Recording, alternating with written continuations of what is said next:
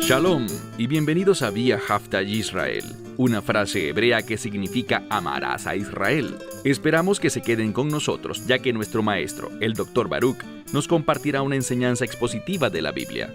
El Dr. Baruch es profesor titular del Instituto Sera Abraham, con sede en Israel. Aunque todos los cursos en el instituto se imparten en hebreo, el Dr. Baruch se complace en compartir esta enseñanza en inglés con doblaje al español. Para más información, visítenos en amarasaisrael.org o descargue nuestra aplicación móvil Mi Estudio Bíblico. Aquí está Baruch y la lección de hoy. A medida que nos acerquemos a los últimos días, las cosas se volverán muy difíciles para los creyentes.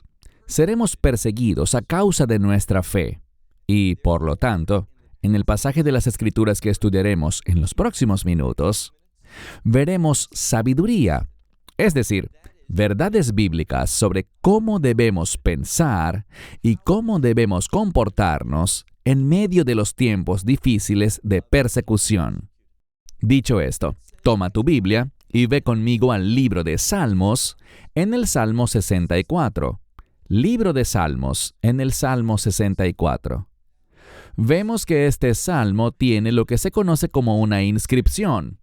En el texto hebreo es el verso 1. Eso causará una discrepancia de un número entre el verso que yo les dé y el que probablemente diga la mayoría de sus Biblias. Así que, si yo digo verso 5, para ustedes será el verso 4. Si yo digo verso 8, para ustedes será el 7. Hay un verso de diferencia y yo siempre estaré un verso por delante de ustedes. Vayamos entonces a la inscripción, que es el versículo 1 en el texto hebreo. Y dice así: al músico principal, un salmo de David. Recuerden lo que dije al comenzar. Las cosas se pondrán difíciles en los últimos días, y alguien que sabía muchísimo sobre las dificultades era David.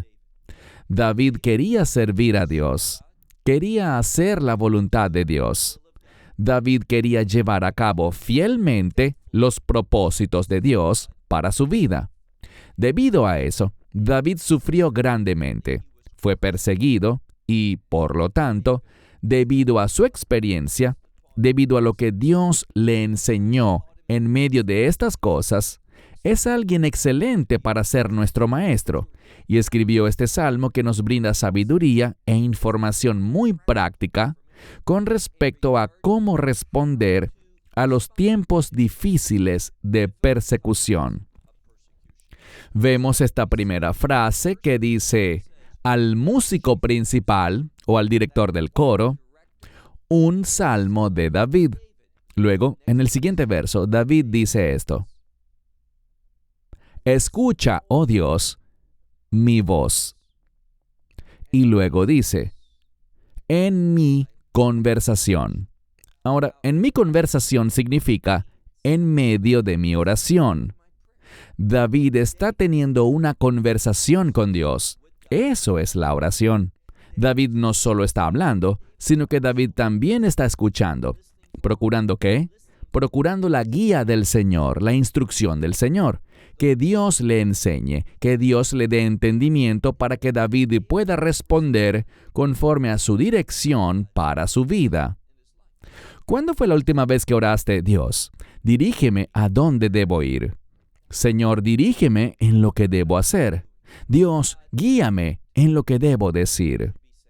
Así es como David vivía. Entonces David dice: escucha, oh Dios, mi voz en mi conversación. Y luego dice: del temor del enemigo. David sabía muchísimo sobre el enemigo. Es decir, David experimentó la persecución de muchos enemigos diferentes. Y debido a que David era un hombre común, tal como tú que eres hombre o mujer, David tenía algunas inseguridades y sentía temor a veces. Como todos lo hemos sentido. La pregunta es, ¿cómo venceremos ese temor? ¿Qué haremos en medio de esos momentos de miedo en nuestra vida? ¿Y qué hizo David? Él se volvió a Dios en oración. Dirás que eso suena muy fácil, muy simplista. ¿Por qué? Bueno, ¿por qué querría Dios hacernos lo difícil? Él está allí y quiere ayudarnos. ¿Qué vemos aquí? David sabía esto y dice, del temor del enemigo, o sea, Dios, tengo miedo del enemigo.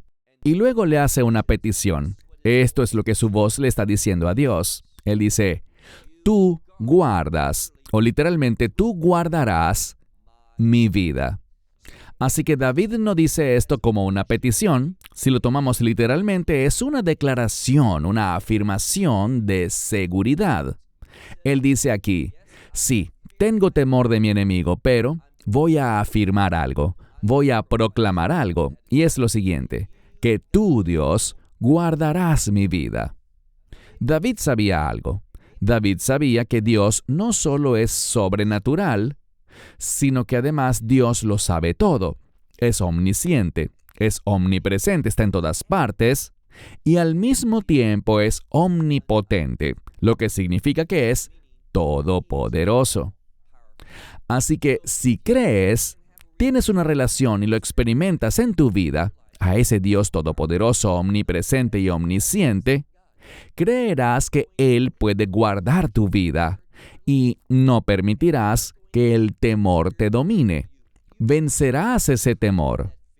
En lo natural, todos tememos a veces, pero en lo sobrenatural, podemos vencer eso cuando nos damos cuenta de que estamos en esa relación de pacto con el Dios Todopoderoso, omnisciente, que existe en todo tiempo y en todo lugar. Tenemos a Dios en nuestra relación de pacto. Y luego dice, en el siguiente verso, escóndeme de, y este siguiente término es una palabra para referirse a una reunión, una asamblea, un encuentro, por así decirlo. Leemos en este verso, escóndeme, ocúltame del consejo o de la congregación de los perversos, de los malignos.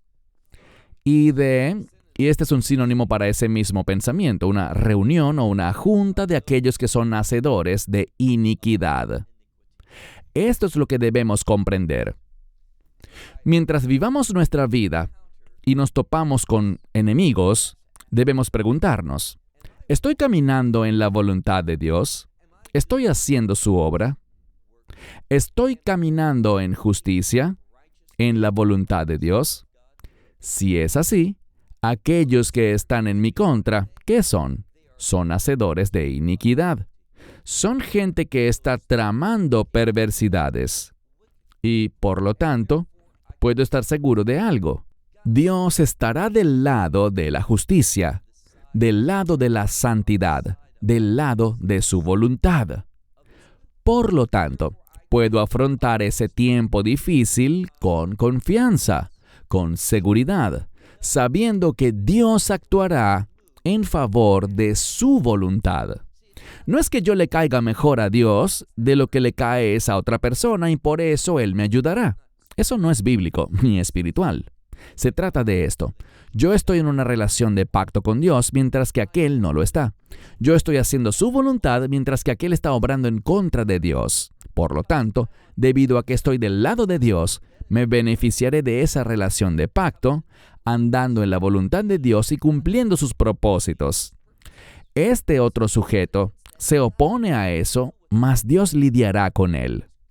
Por lo tanto, tengo confianza, seguridad, y esta confianza y seguridad que producen en mí paz. Y no solo paz, porque si Dios es por mí, no importa quién esté en mi contra, yo tendré éxito. Debido a la unción de su Espíritu, debido a la provisión de Dios en mi vida, yo llevaré a cabo su voluntad, y eso constituirá una fuente de gozo y alegría. Por lo tanto, no importa lo que el enemigo quiera. Estoy en una mejor posición porque estoy en la voluntad de Dios. Así es como debemos comportarnos. Debemos estar en la voluntad de Dios, practicando la justicia, y por lo tanto no temeremos al enemigo. Continúa en el siguiente verso y dice, ¿quiénes? Y está hablando de ese mismo enemigo, esos hacedores de iniquidad. Dice, ¿quiénes afilan como espada sus palabras. Bien, aquí, más que algún tipo de ataque físico, ellos no tienen necesariamente una espada física literal. Sus armas no son físicas, sino más bien emocionales. Se trata de palabras. Y tengan la seguridad de que las palabras pueden herir. Las palabras pueden causar mucho daño. Lo que dices puede tener un gran efecto sobre otras personas. Por eso la Escritura nos dice que guardemos nuestra lengua. Y si estamos caminando en fe, controlaremos ese miembro de nuestro cuerpo, esa lengua, que puede llevar a cabo cosas pero muy desagradables y mezquinas. Nuestras palabras. Entonces, ¿qué están haciendo estos obreros de iniquidad? Leemos aquí, quienes afilan como espada sus palabras. Y luego nos da un ejemplo de tensar. Y la implicación por el contexto de la siguiente palabra es una flecha. Literalmente, su flecha. Así que están tensando. Y la implicación es, aunque esta palabra no está en el texto hebreo, están tensando el arco. ¿Para qué? Para lanzar esa flecha. ¿Y cuál es la flecha? Bueno, no es una flecha física. Dice aquí, devar mar, una palabra amarga. Y esto es lo que vemos. Cuando hablamos palabras amargas, ese no es Dios, ese no es el Espíritu Santo obrando en tu vida. Dios no te dio una palabra amarga para compartir con otros. Dios quiere que lleves aliento y traigas convicción a los demás con el propósito de que crezcan, se arrepientan y avancen hacia donde deben estar. Así que Dios no es autor de palabras amargas. Entonces, ¿qué están haciendo estos hacedores de iniquidad? Estos que quieren perseguir a los santos y que desafían la voluntad de Dios, están hablando cosas, mas no permitas que las palabras de otros, su discurso malvado, se apodere de ti, que entre en ti, que te afecte y te haga pensar distinto de ti mismo o de una situación dada. ¿Qué debemos hacer? Debemos hacer como hacía David, conversar con Dios, hablarle a Él, pero más importante de lo que tenemos que decirle a Dios es lo que Dios nos dice a nosotros. Debemos apartar tiempo para escuchar a Dios. Esto es lo que mucha gente hace por la noche. Van a la cama y son fieles cada noche en su cama para orar. Y me dirás, eso es maravilloso, y sí lo es. Pero lo que hacen es esto. Le entregan a Dios sus pensamientos, sus peticiones, sus ruegos, sus preocupaciones. Maravilloso, nada de malo en eso. Y luego dicen, en el nombre de Yeshua, amén. Y se duermen. ¿Qué faltó allí? Ellos no conversaron con Dios. Verás, una conversación es de dos vías. Tú hablas, pero también escuchas. Y debemos ser mejores oyentes que hablantes. Dios sabe lo que queremos decir, incluso antes de que lo digamos. Y puede que no lo digamos bien, pero está bien porque el Espíritu Santo toma esas palabras y las interpreta perfectamente ante el Padre Celestial. Por lo tanto, lo que es más importante para nosotros es escuchar a Dios, esperar su respuesta, recibir esa sabiduría, recibir esa revelación de Él. Así que David entiende este proceso. Queremos que Dios oiga nuestra voz, que escuche nuestro ruego en medio de esta conversación que estamos teniendo. David dice aquí que los enemigos, eso no es lo que ellos hacen. Lo que ellos hablan contra otros son palabras amargas. Pasemos a la siguiente frase.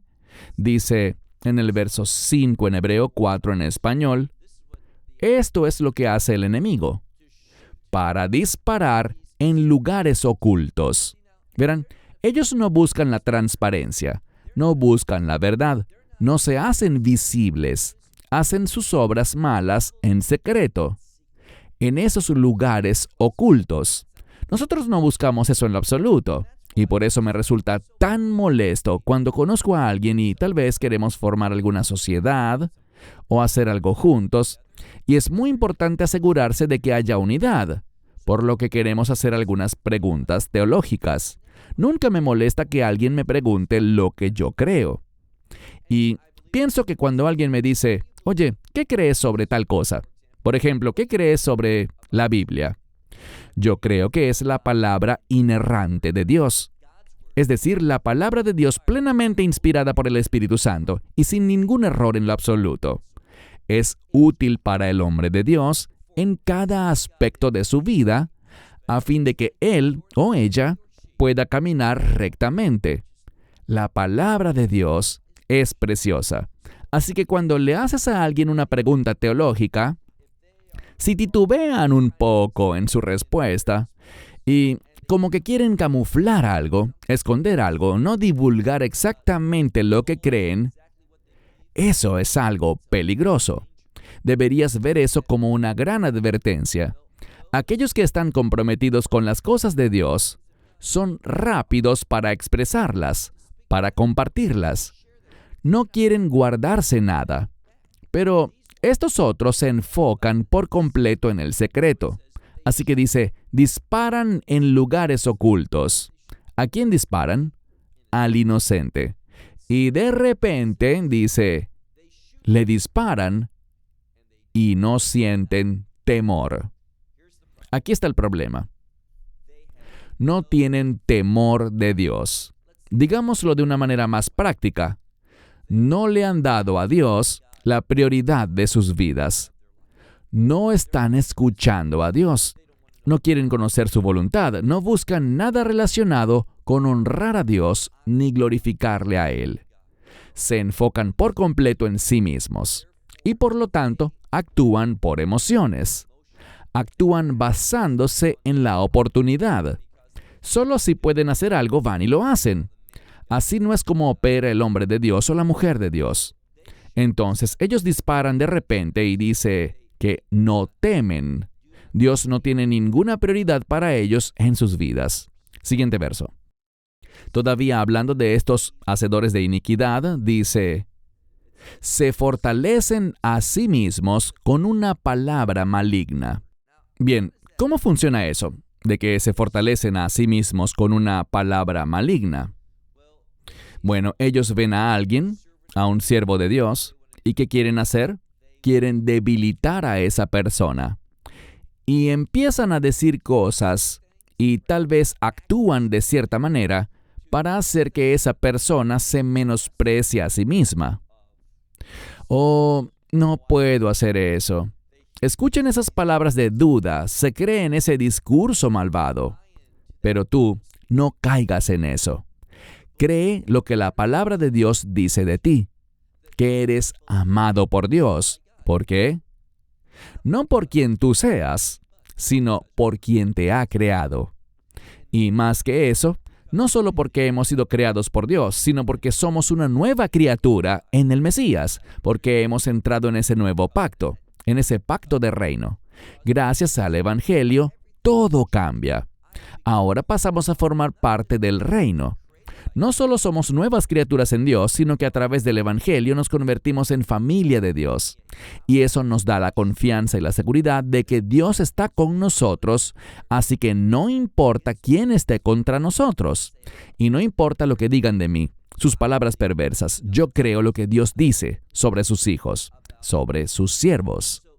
Así que se fortalecen en sus palabras de maldad y dice que tratan de esconder.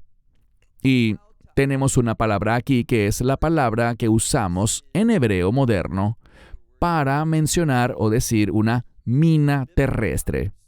En tiempos bíblicos estamos hablando de alguna trampa, una red, algo para atrapar a otro y colocarlo en una posición vulnerable para poder matarlo, dañarlo, herirlo o lo que sea.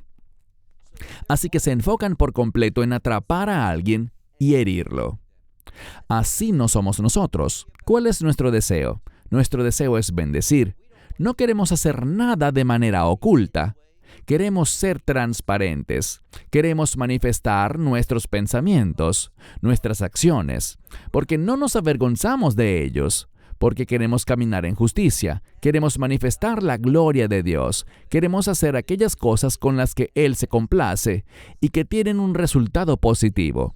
No como estos. Ellos hablan, tratan de esconder sus trampas y dicen, ¿quién lo va a ver?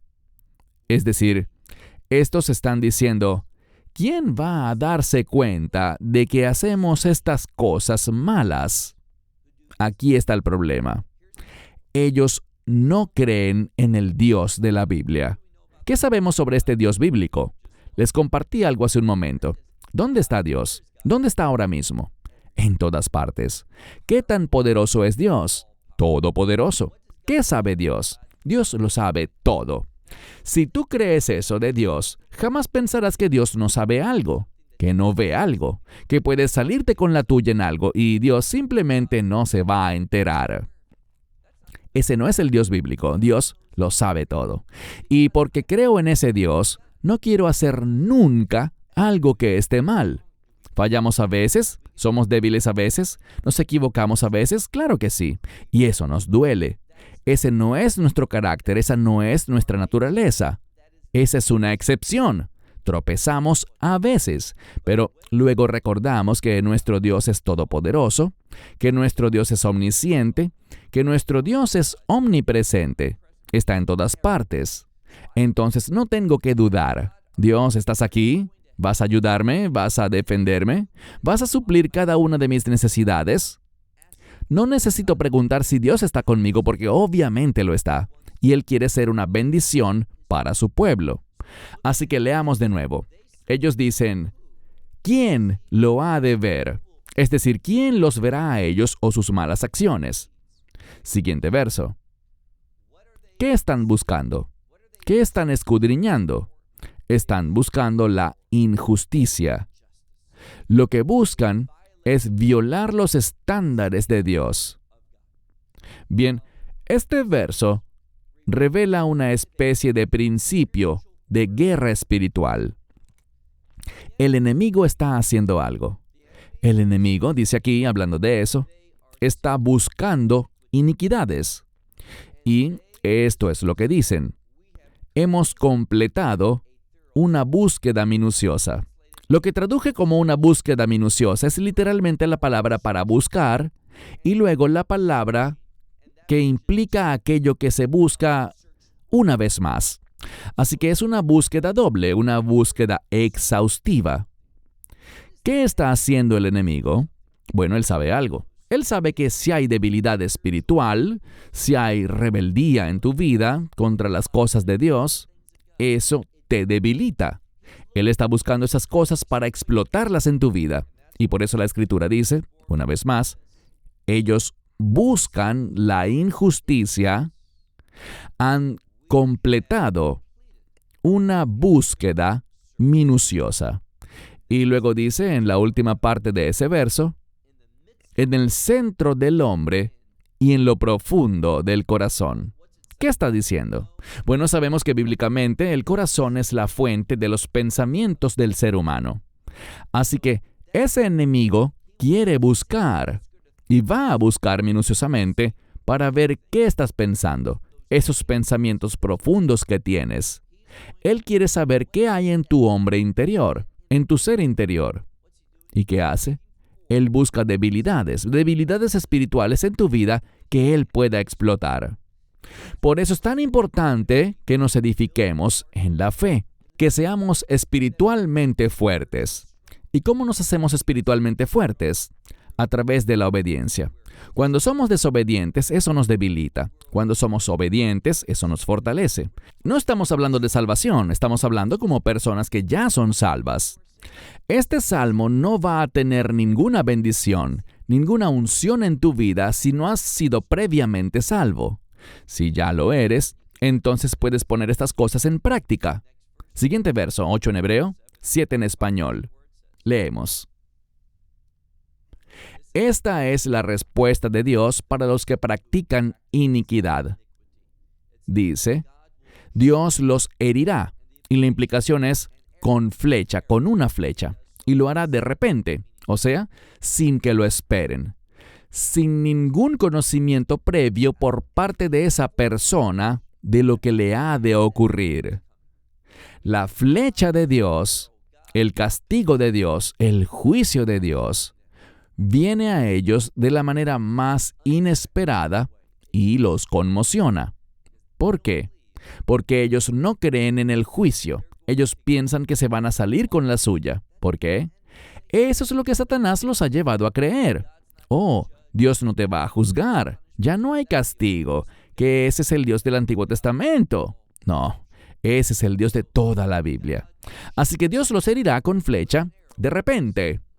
¿Y ellos? ¿Cuál va a ser el resultado si Dios los hiere? Dice que ellos quedarán heridos. Pasemos ahora al verso 9 en hebreo, verso 8 en español. Debido al ataque de Dios, la respuesta de Dios, la guerra de Dios contra aquellos que hablan palabras amargas y aquellos que buscan las debilidades de otros para explotarlas en lugar de fortalecerlos, dice aquí, y ellos fallarán debido a sus propias lenguas. Es decir, lo que ellos dicen no va a suceder, no va a ser la realidad. Podrán pensarlo y podrán decirlo, pero no van a poder llevarlo a cabo en la realidad. ¿Por qué?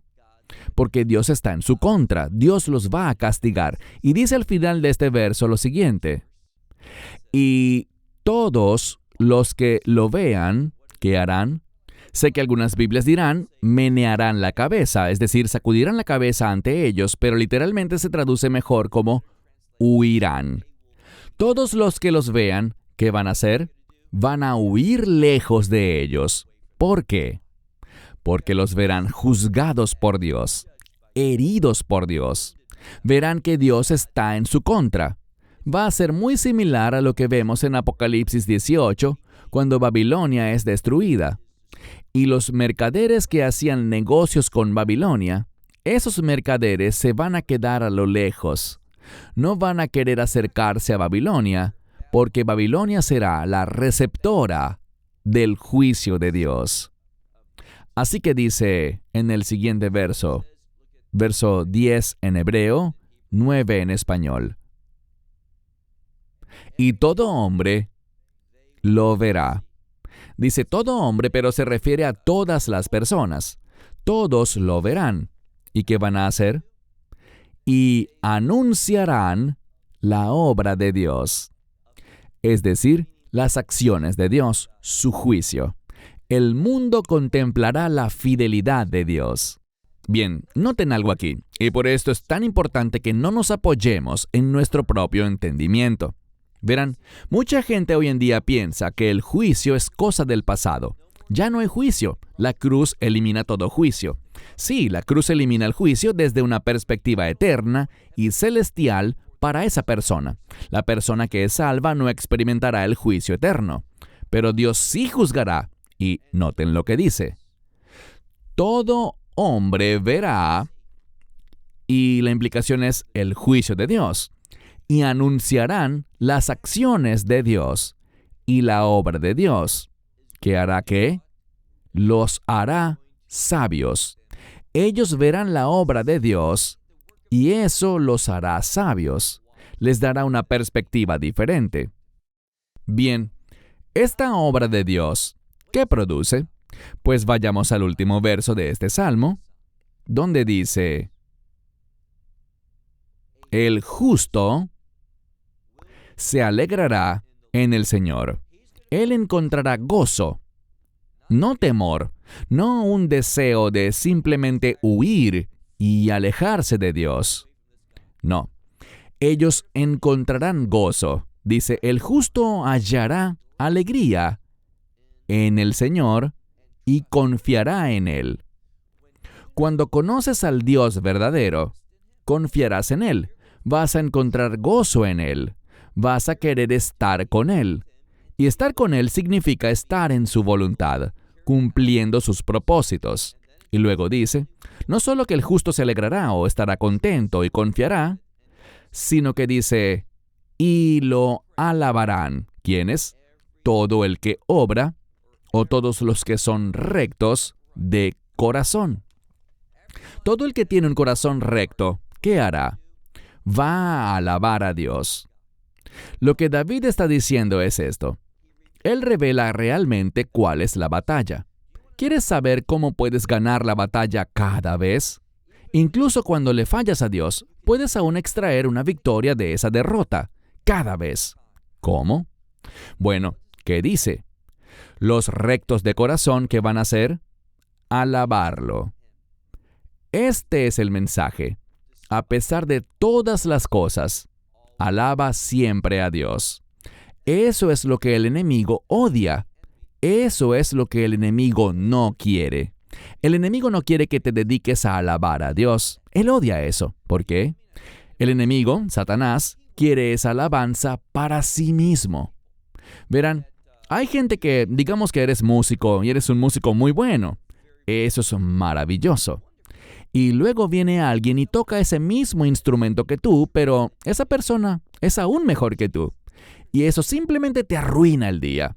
¿Eso es un indicio de qué? De orgullo. ¿Por qué el hecho de que alguien sea mejor que tú te arruinaría el día?